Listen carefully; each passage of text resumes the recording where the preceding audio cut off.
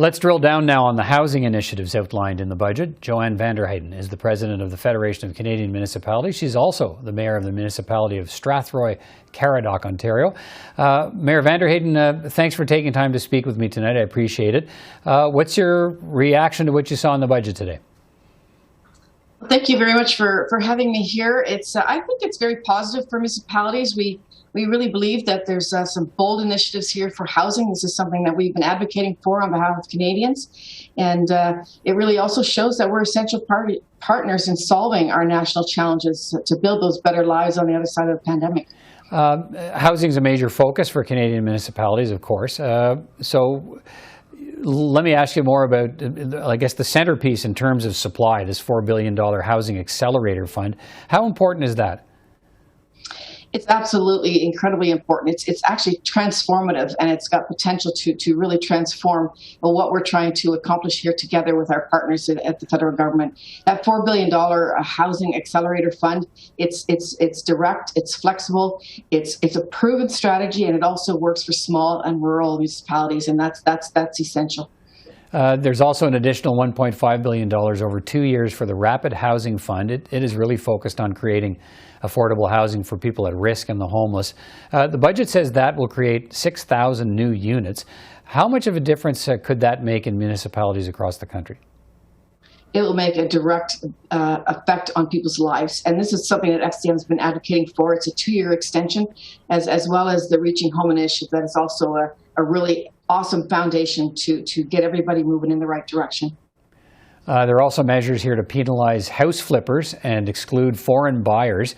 What do you think of those measures? How have you seen that kind of a problem demonstrated perhaps in your municipality, or what have you heard from the other members of your organization?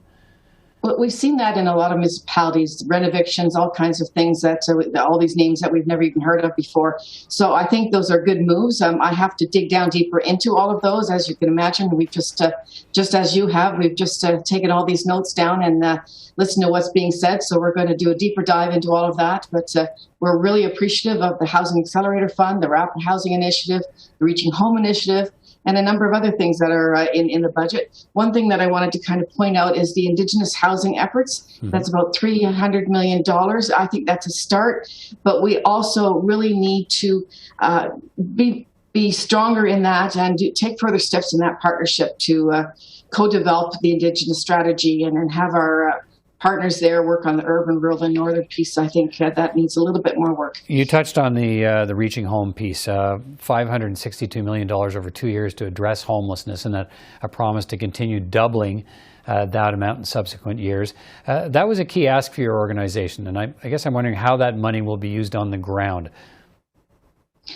Across Canada, every municipality is a little bit different. And this is why it's good to have the conversation about urban, rural, and remote, because each of us have different needs. What works in my small community is not what will work in a big city. So I think what the government has outlined in the budget here will help all of us move along with what we know we need to do on the ground. Let me ask you, what's not in the budget that you had hoped to see?